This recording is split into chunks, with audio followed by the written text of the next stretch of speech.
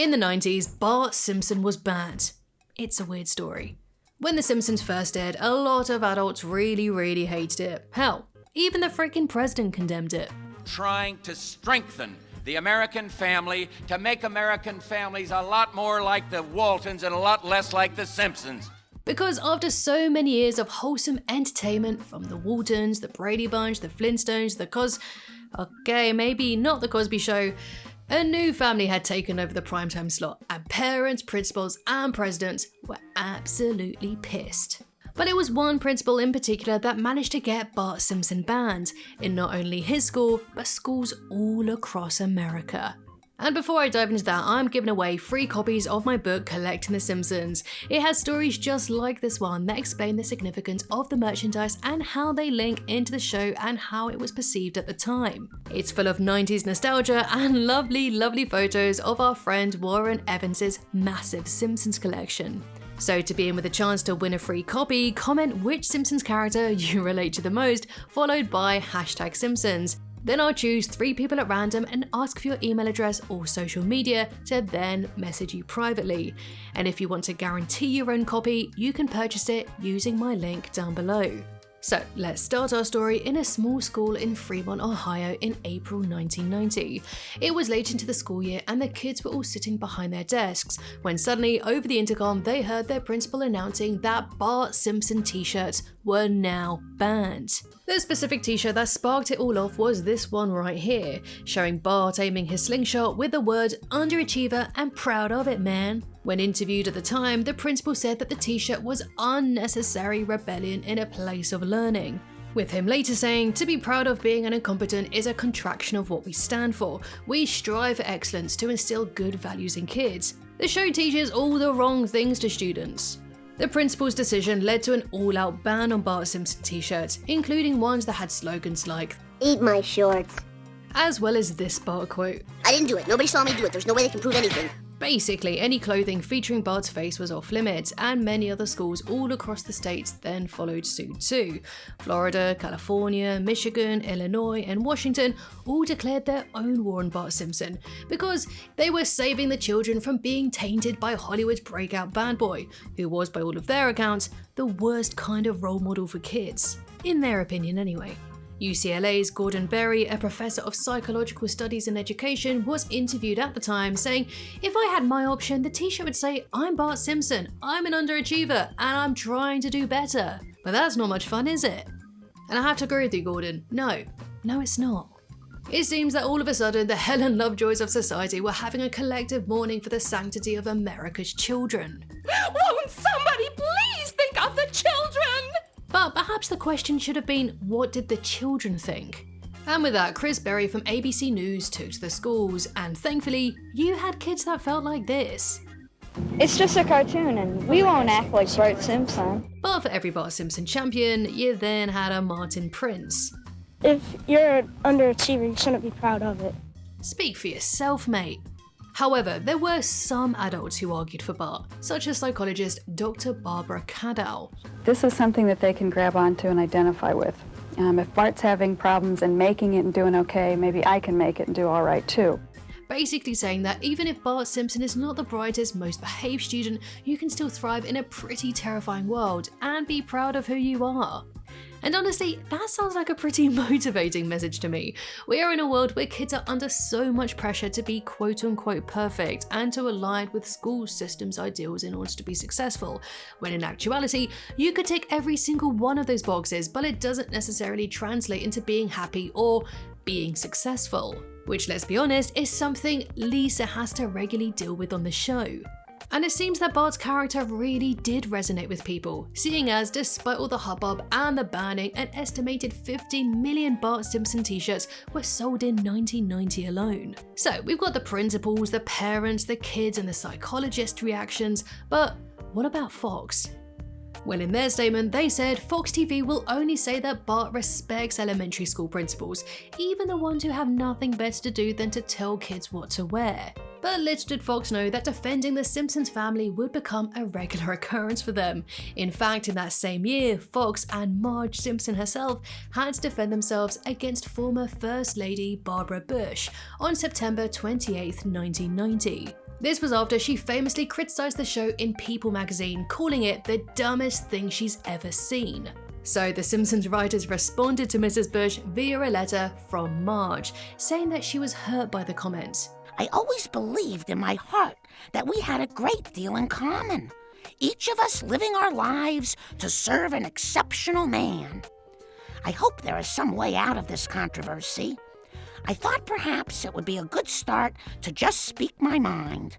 With great respect, Marge Simpson.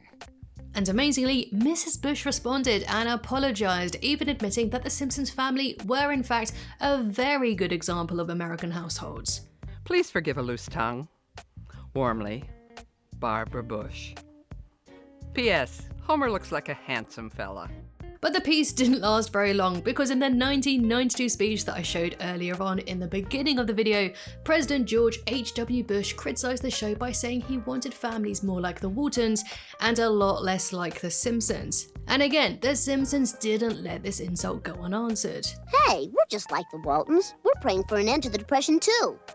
Which I guess is why later on in the episode Two Bad Neighbors, which was a response to both the Bush's criticisms of The Simpsons, that the writers went a little easier on Barbara. Oh, George, boys will be boys. Bart's just being friendly. I mean, she was a complete sweetheart compared to grumpy old George. I could bake you some cookies if you like. Can't remember the last time she made cookies for me.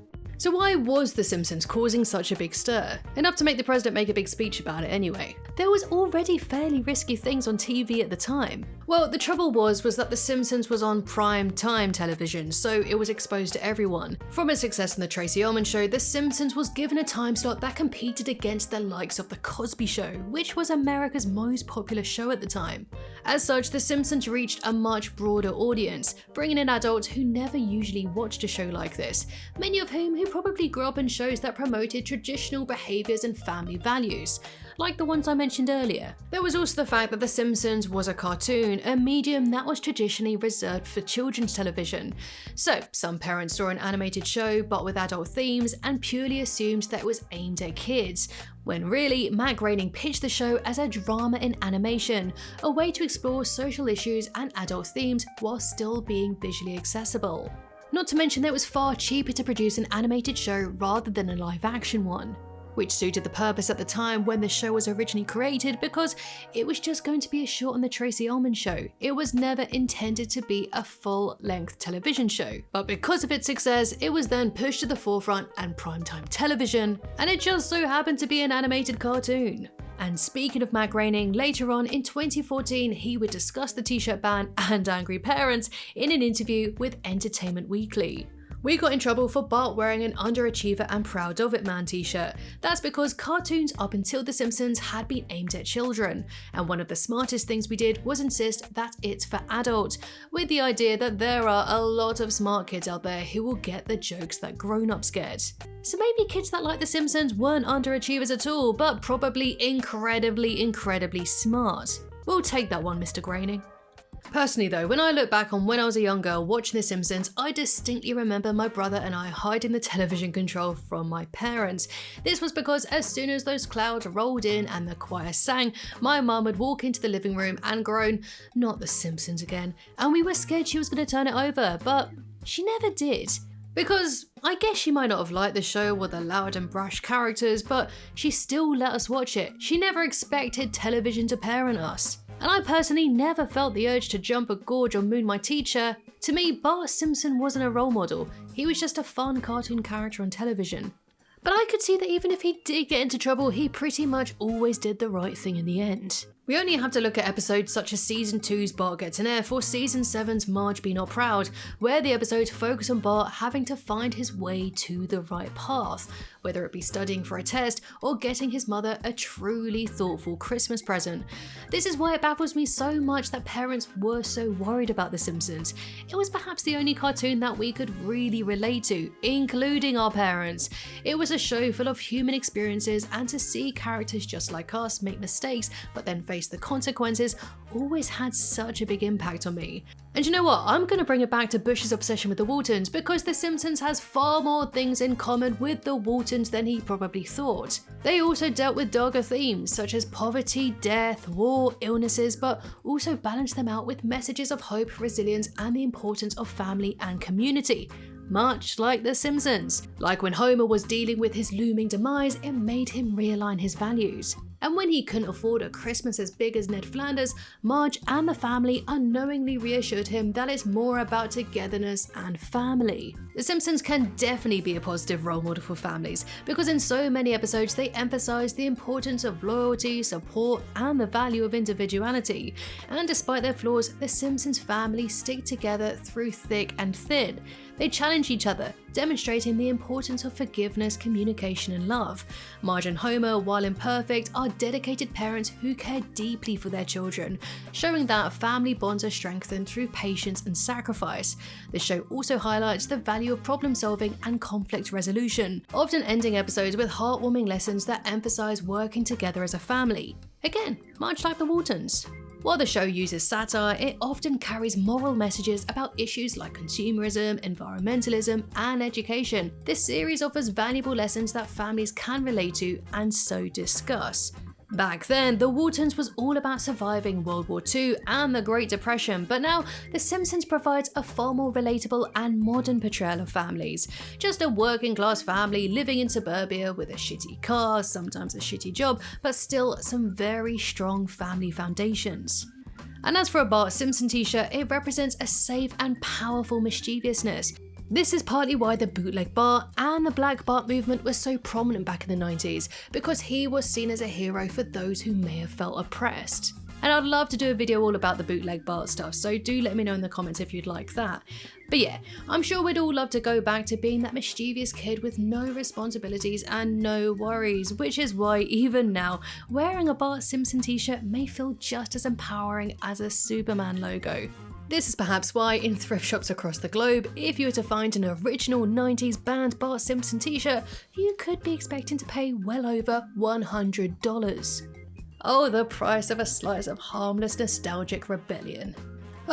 Anyway, I hope you enjoyed this video. I loved making it. Also, a big thank you to my Flying Hellfish patrons for making this video and this channel thrive, basically. If you'd like to help support the channel, then click my link down below to Patreon in the description. Thank you, and I'll smell you later.